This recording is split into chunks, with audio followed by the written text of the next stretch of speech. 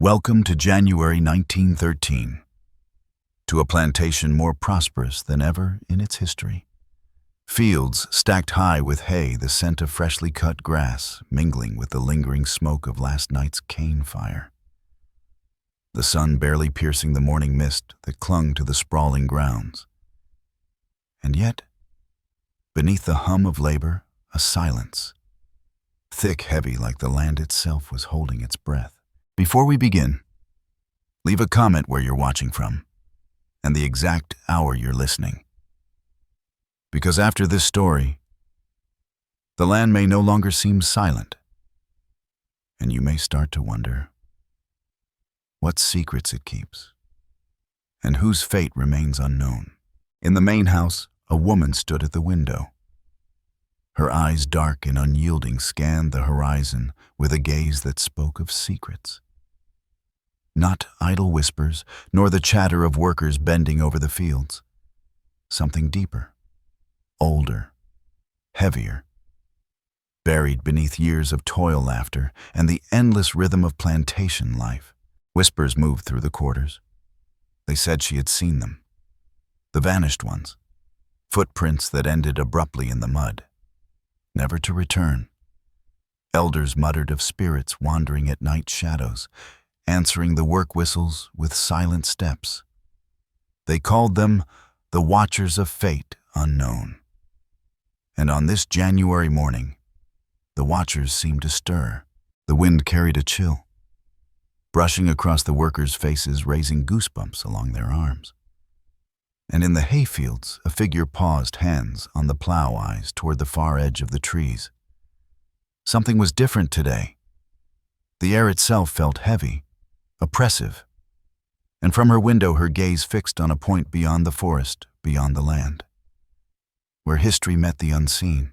Legends said the land remembers. Old songs hummed through the night, ghostly notes carried by the wind through cabin cracks.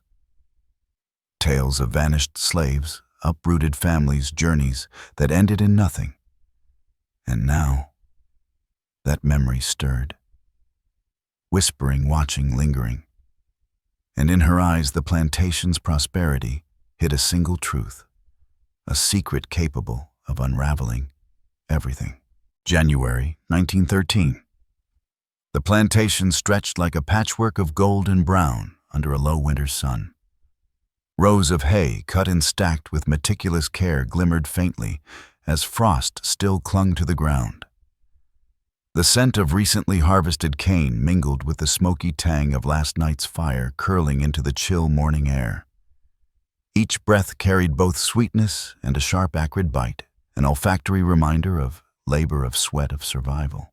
The dirt paths winding between cabins and fields bore the marks of countless feet. Boots, bare feet, hands dragging tools, pressing, imprinting, erasing, pressing again. The earth seemed to remember. Every ridge in the soil, every divot in the path spoke of routine, of repetition.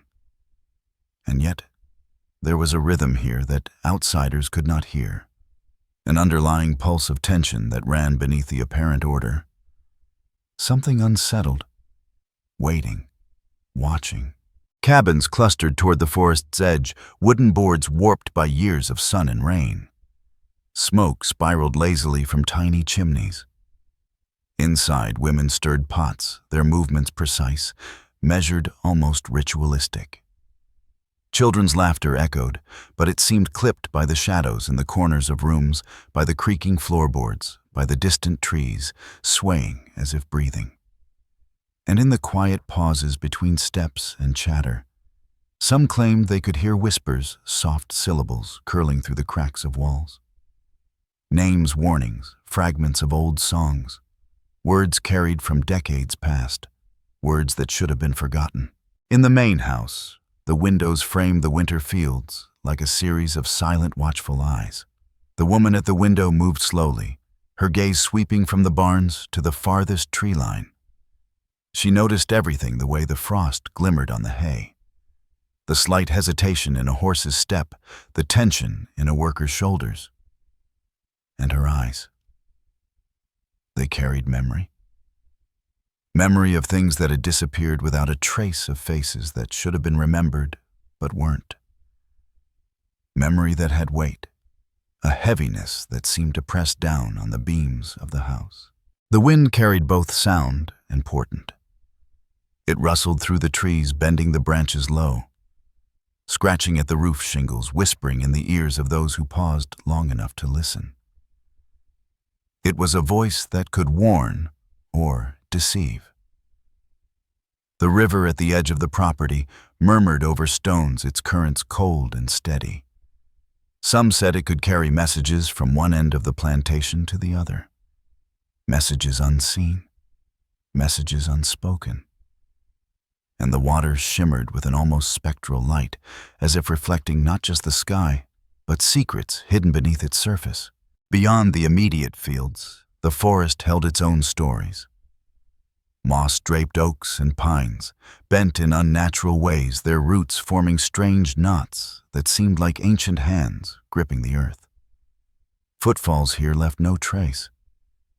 Yet those who wandered too close swore they felt eyes upon them, shapes moving in the periphery, figures vanishing when approached. And the elders, they spoke cautiously, warning of the night, when shadows moved freely, when the wind carried voices not meant for the living. These were tales passed down quietly, stories of vanished laborers, of spirits, of the land of whispers that haunted both the waking and the dreaming. Even the animals seemed attuned to this tension. Horses shifted uneasily, tails flicking ears, rotating toward unseen sounds. Dogs growled at emptiness. Chickens froze mid-step, feathers ruffling as if stirred by a ghostly wind. Nature itself acknowledged a presence beyond the ordinary. A presence that mingled with the living, yet belonged to the memories buried deep in soil, timber, and stone. The town beyond the plantation added another layer. A cluster of weathered buildings, a church with peeling white paint, a general store whose sign swayed in the breeze. Townsfolk moved with quiet purpose, aware of the plantation's shadow, aware of its stories. Market news harvest yields births, deaths, all practical, all necessary. Yet beneath the mundane ran the undercurrent of legend. They spoke in hushed tones of lights, seen in empty fields, of figures glimpsed in fog, of the occasional whisper that carried across the river at night. Tales that blurred the line between history and folklore. And through it all, the plantation itself breathed. Its soil compacted by centuries of labor, each blade of grass a witness. Every fence post, every tree, every cabin corner remembered both toil and loss, laughter and terror, life and disappearance. It watched. And through the mist, through the frost, through the winter chill, one gaze from the main house cut across the land, observing, measuring, perceiving the thin veil between fact and memory, the living and the vanished. The air was thick with possibility. Each element contributed: the wind, the frost, the smoke, the creaking wood. Each carried fragments of the past. Each whispered secrets meant to be pieced together. And the stage was set. The tension taut, waiting for the story to move forward. For the first threads of mystery, the disappearances, the whispers. Waiting for the truth to begin revealing itself. The Freedmen's Bureau archives lay stacked, yellowed with age. Each sheet a fragile testament to lives uprooted, to labor measured in hours and crops, to names that flickered in ink but risked fading forever. One notice from 1878 detailed a runaway, an enslaved man who vanished as if the earth had swallowed him whole. Height, age, distinguishing marks meticulously recorded. Reward offered, and yet he never returned. Fate unknown, the clerk had written. The words themselves seemed to hover in the air, weightless yet heavy, carrying the breath of despair and the echo of lost footsteps. Hold a page close and the faint scent of mildew rises. But beneath it lingers the tang of history itself, a whisper of hands, of sweat, of stories untold. Outside, the fields murmured with their own secrets. Workers bent low hoes cutting into frozen earth, each stroke measured precise, yet tentative. The wind carried voices across the hay, soft, distant, almost imperceptible. Whispers of those who vanished without trace. Elders often warned the children, do not linger where fog hugs the low trees, for sometimes the missing return, but not as they were. Figures glimpsed out of the corner of an eye, shadows moving independently of their source. A fleeting shape crossing the fields, gone before acknowledgement. And the children obeyed heartbeats quickening, sensing the stories lived within the soil. Newspapers printed small columns tucked between advertisements for sugar and livestock. Mentions of absconded slaves of laborers who simply never returned from fields or river crossings. Some lines spoke of phantom regiments, black units from the Civil War, whose fates were listed as unknown, marching into history with no record of arrival. Reports described drums beating in empty camps' tents, standing silently in the moonlight, with no occupants, and messengers claiming to hear the cadence of unseen soldiers in the dark. Fact blending into rumor, fact weaving into the fabric of folklore whispered at night. Within the cabins, stories were passed orally. A grandmother's voice, low and trembling, recounted tales of figures dancing in fog, of children laughing, when none were present, of lanterns floating unclaimed across fields. Her audience, wide-eyed, listened in both fear and fascination. Her words were more than entertainment. They were warnings. Memory encoded in allegory. Knowledge of the unseen etched into story. Each syllable a thread linking past to present, the vanished to the living. The plantation itself was a participant. Soil compacted by generations held the press of feet that no longer walked its surface. Every fence post, every tree, every cabin corner remembered. And the woman at the main house window observed, her gaze moving from barns to tree line to river. Noticing disturbances in earth, the slight ripple of a pond, the subtle bending of branches. She saw the pulse of the land, the echoes of the absent, the weight of memory pressing through the air. A ledger might note a name, a date, a reward. But the land remembered far more than any paper could record. Footsteps that should have been heavy fell silently. Doors locked at night creaked open in the morning.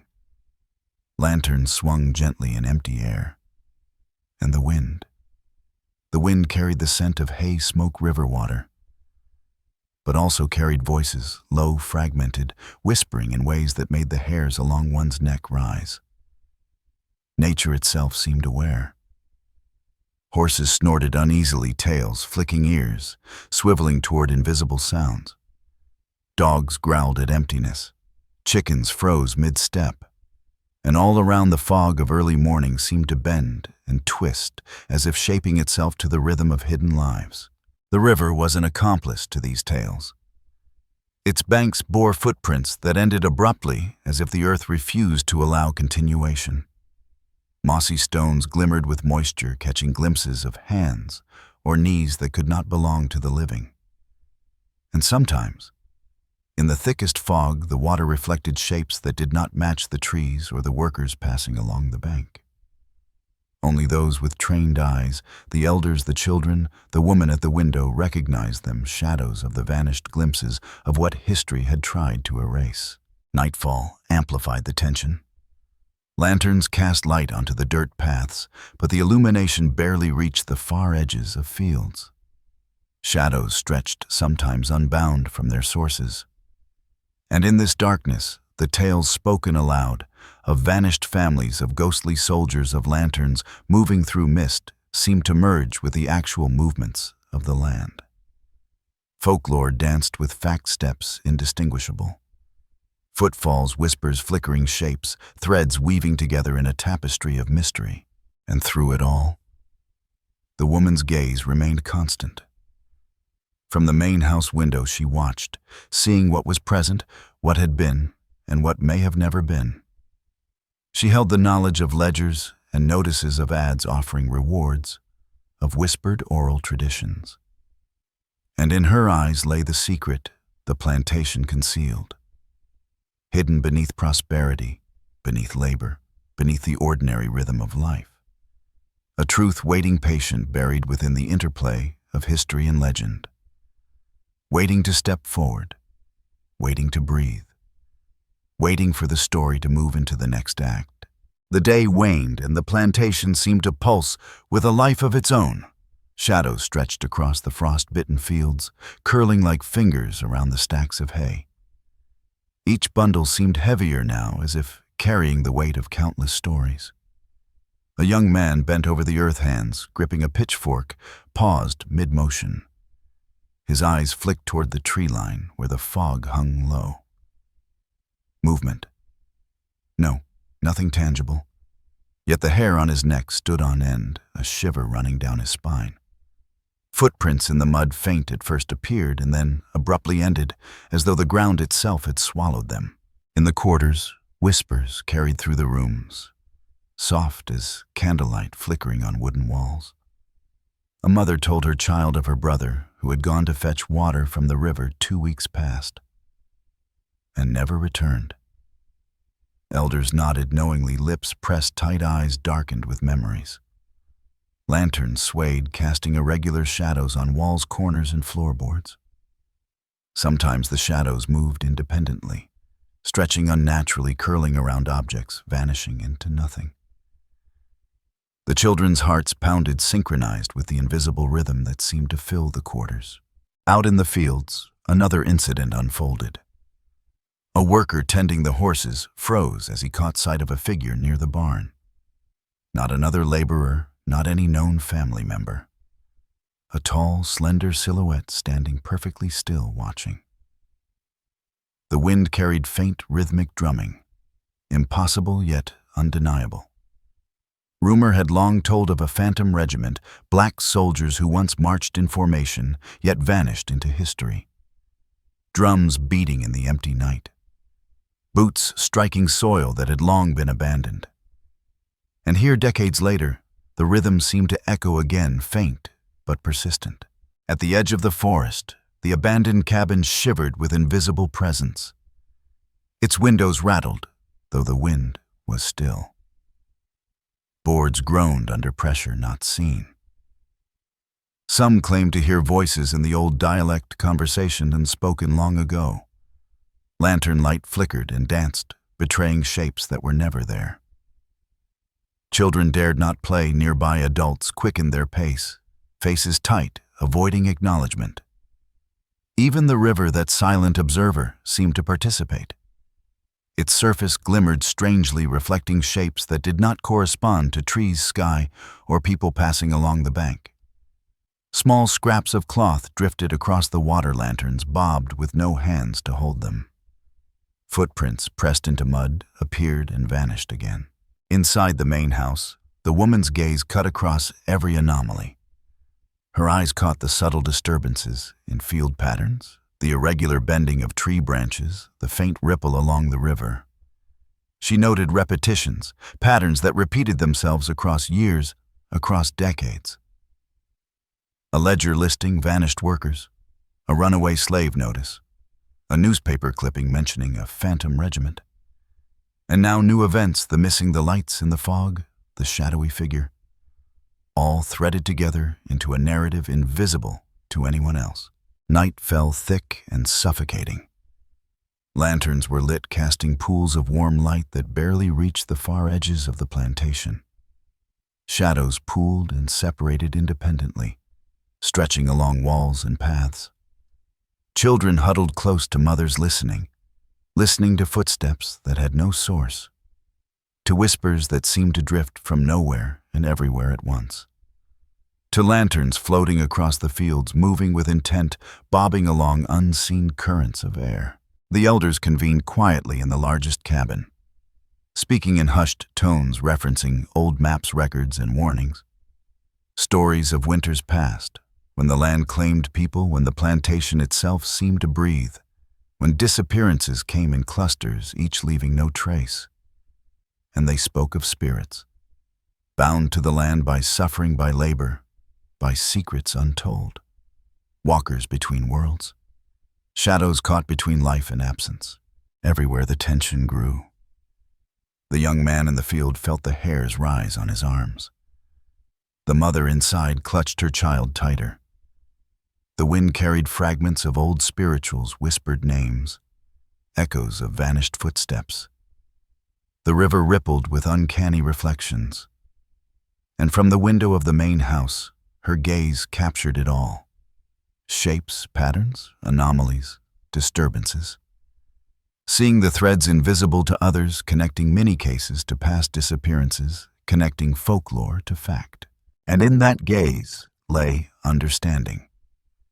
A knowledge that the plantation's prosperity, its barns, fields, cabins, and river, hid a sequence of absences.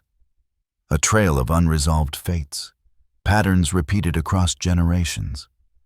And the night thick with mist and shadow promised only that these many cases were far from isolated.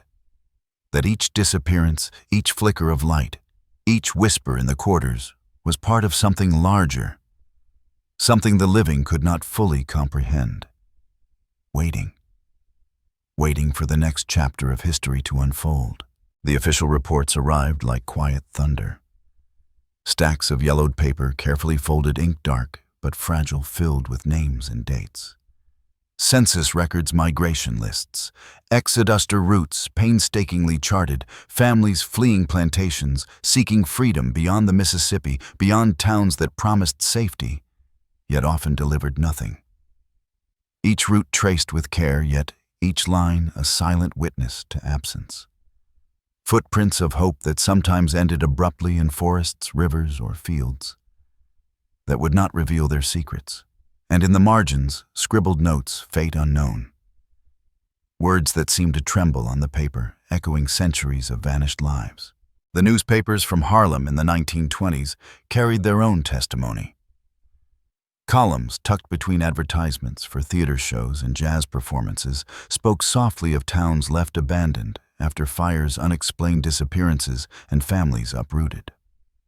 Articles described young black regiments stationed temporarily on nearby lands. Soldiers reported strange rhythms at night drums, beating when no one was there, boots striking the soil in formation tents, standing empty yet somehow ordered. Headlines referred to the Phantom Regiment, yet the stories went largely uninvestigated. Fact bleeding into rumor. Official record entwined with legend whispered through generations. In the plantation's quarters, the elders' voices gave life to the records. They recounted how some of the vanished returned not as flesh and blood, but as presences moving silently through the rooms, the barns, and the fields. Lantern light flickered over the walls, illuminating shapes that existed between the real and the imagined. Children huddled, listening, eyes wide, hearts racing.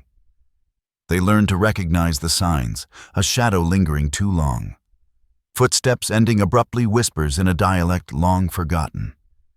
And these lessons were more than superstition, they were survival. A map of the unseen written into folklore. The river at the plantation's edge reflected the duality of fact and legend. Water that carried news and transported goods also carried stories of the vanished. Scraps of cloth floated along the current, lantern light glinting on ripples. Footprints appeared in the muddy banks, sometimes forming patterns, then fading. The wind carried scents that were almost tangible, hay smoke, river water. And beneath these tangible aromas, the faint, intangible scent of memory. Memory of labor, of absence, of those who had disappeared. Observers swore they could feel the river itself acknowledging the lost, guiding them along routes unseen connecting present and past. Dream narratives added depth to the pattern. WPA interviews recorded visions experienced by children and adults alike. People awoke screaming, claiming they had walked the plantation at night, in dreams witnessing figures moving silently, lanterns floating, drums beating without human presence. Some reported hearing warnings in dreams, names spoken, directions given, patterns of movement predicted. These dreams were treated with respect, not dismissed. They were messages from the unseen, warnings from those who could not speak in the daylight. They merged seamlessly with the tangible evidence. With the maps, the newspapers, the official records, the exoduster routes themselves told a story beyond movement. Each abandoned settlement, each farmstead left behind, each boarded-up cabin indicated departures too sudden, too mysterious to be fully explained. Families intended for towns, they never reached children listed as present on one census, absent on the next. Letters preserved in archives offered fragments, a note of hope, a plea for assistance, a final line indicating uncertainty. And the woman at the main house window observed these details like threads in a tapestry. Every absence, every note, every account of disappearance connected to events she witnessed daily. Even military reports contributed to the tension. Young black regiments reported nights of inexplicable alarms. Horses stamped, drums echoed, shadows moved across open fields. Investigating patrols found nothing. Only the echoes. Scholars debated, some attributing it to stress, superstition, or coincidence. Others noted the pattern's persistence across time and place, suggesting that memory itself, human land-bound spiritual, played a role. That the boundaries between the living and the vanished were more fluid than believed. And folklore deepened these facts. Rituals performed under moonlight. Songs sung to guide spirits, to honor the departed, to protect the living. Stories passed down orally, encoded warnings carried from one generation to the next. Shadows at the edge of vision lanterns floating without hands to hold them, drum beats in the dark, all woven into a single continuous narrative. The plantation was alive in dual senses, historical and spiritual. Fact and legend inseparable. Her gaze remained unwavering, following subtle disturbances across the fields, tracking anomalies in river currents, watching shadows dance unnaturally in the mist.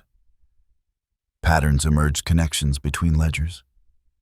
Exoduster maps, newspaper accounts, folklore, and personal observations. The land itself seemed aware, conscious of the threads linking past and present, presence and absence. And she understood. The plantation's hidden secret lay not only in what was recorded, but in what lingered, in the convergence of fact and folklore. Waiting patient, ready to be revealed. Night had fallen completely over the plantation, and the air hung thick, almost tangible, heavy with mist, and the lingering sense of hay smoke and damp earth. The fields, once orderly under the pale winter sun, now seemed alive, breathing, shifting shadows, crawling across the frost-hardened soil. Every bundle of hay, every fence post, every cabin corner seemed to watch, waiting. From the main house, the woman's gaze swept across the land, noting anomalies imperceptible to anyone else. A bend in a tree line that seemed unnatural, a ripple along the river that did not correspond to wind or current, a flicker of lantern light across the far barnyard where no person should be. Footsteps in the mud appeared and disappeared within moments, following no human pattern, erasing themselves before acknowledgement. And in her mind, decades of reports, letters, and oral histories stitched together into a terrifying map. Patterns repeating, many cases converging, absences forming a lattice visible only to her. She recalled the exoduster routes, families fleeing plantations in search of freedom, some never arriving. Census records noting fate unknown. Letters from distant towns pleading for information. And she could feel their presence, not in sight, but in resonance, echoes of journeys, interrupted lives, suspended. The land itself seemed to pulse with memory, responding to the past as if it could correct the records, fill in the missing names. From the river, shapes emerged in the reflected moonlight. Figures moving silently with clothes of a bygone era, their motions fluid yet deliberate. Some waded along shallow currents, others appeared at the forest's edge, vanishing behind trees. The rhythm of invisible drums carried faintly across the night. The phantom regiment of black soldiers, once recorded in history, seemed to march again, not in flesh, but in presence. Boots striking ground, that no one occupied tents, standing in formation orderly, yet empty. An echo of duty and discipline haunting the same land that had witnessed generations of labor. Inside the cabins, the folklore came alive. Elders whispered of apparitions, gliding along walls of lanterns, floating above empty hearths of dream visions arriving before dawn. Children awoke, screaming, sensing figures moving across the quarters. Adults acknowledged these experiences with solemn nods. Dreams served as messages from the departed, warnings and stories encoded into visions. And all of it converged with tangible evidence reports, newspapers, exoduster maps. A tapestry of fact and legend interwoven across space and time. The wind carried faint whispers. Name-spoken fragments of conversation, the echo of distant drums. Shadows on the field stretched unnaturally, sometimes separating from their sources, merging, twisting. Lanterns flickered in the fog, moving along invisible currents, tracing paths the living could not follow. Footprints appeared in patterns that mimicked formations of soldiers long gone. The cadence was precise, disturbingly precise. And yet no one could be seen. The woman traced all these anomalies, her mind connecting each thread. Each disappearance, each ghostly figure, each fleeting light. Every report from the Freedmen's Bureau, every Harlem newspaper clipping, every oral account passed down through generations. They were all connected. The plantation's prosperity, its barns, cabins, river, and fields, was a mask. Behind it lay the true story of absence, of unresolved fates, of spirits, lingering tied to labor, to suffering, to memory itself. A sudden shift in the fog brought the climax into sharp relief. Shapes coalesced near the tree line. Figures walking in formation, drums beating softly but unmistakably. Footsteps pressing into soil that no living soul occupied. Lanterns floating in arcs, illuminating glimpses of faces, long gone expressions, frozen in time, eyes wide with silent stories. The woman's gaze swept across it all, noting the intersections, the repetitions, the connections. Her breath, shallow heart, steady but tense. She understood now. The lattice of absence and presence. The convergence of history and legend. And then at the riverbank, the culmination. Water rippled unnaturally, reflecting not only the moon, but shapes of vanished laborers, their silhouettes mirrored in the current. The wind carried the faint melody of spirituals sung long ago, rising again, as if the land itself remembered. The Phantom Regiment's drums synchronized with these echoes. Every shadow, every ripple, every whisper contributing to the crescendo. A revelation so profound that the entire plantation seemed to exhale. She realized the truth in that moment. The land, the river, the forests, the buildings. They were all witnesses, participants, keepers of the hidden story. Prosperity had always concealed it. Labor had buried it beneath routine. And yet it persisted, waiting, returning, revealing itself in moments like this. The convergence of fact and folklore, absence and presence, history and myth, all culminating in one unavoidable, chilling clarity. And in her gaze, everything was laid bare. The vanished, the present, the living, the departed. The threads of decades intertwined. Shadows marching in formation, footsteps appearing and disappearing, lanterns floating along invisible paths. The plantation itself seemed alive, watching, remembering. And in that watching she understood. Some secrets are never buried. Some fates remain unknown. And the story is far from over. Dawn crept slowly across the plantation, brushing frost-laden fields with pale light. The mist rose from the river, curling along the banks and through the trees like a living thing. Yet despite the rising sun, the land did not return to ordinary silence. Shadows lingered long after night's passage, stretching across cabins, barns, and the distant tree line, as if reluctant to release the weight of memory.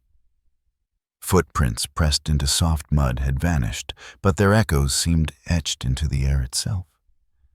The soil shimmered faintly in the morning light, bearing witness to absences and presences that were older than any observer. Inside the quarters, life moved cautiously. Children walked quietly, sensing the residual presence of what had occurred overnight. The elders moved slowly, muttering prayers under their breath, recounting fragments of spirituals, fragments of ghost stories, fragments of memory. Each tale reinforced the unseen lattice that wove together decades of disappearances, strange occurrences, and whispered warnings. The plantation seemed to exhale, releasing for a moment the tension of centuries. Yet the weight remained alive, watching, remembering. Across the river, the current shimmered unnaturally, reflecting not only the sky, but shapes that were never truly there. The figures of the vanished, the absent, the fate unknown, flickered at the water's surface. Lanterns floated unclaimed along the banks, bobbing in rhythm with invisible hands. Drums echoed softly across the mist, synchronized with the cadence of footsteps that left no imprint. Even in daylight, the plantation was haunted. Haunted by memory, by loss, by the stories that refused to die. The main house remained a sentinel over it all. From her window, the woman observed, tracking the interplay of shadows, light, and movement. She catalogued anomalies in her mind, the ripple of water where no one had passed a bend in the tree line, the flicker of an unseen lantern.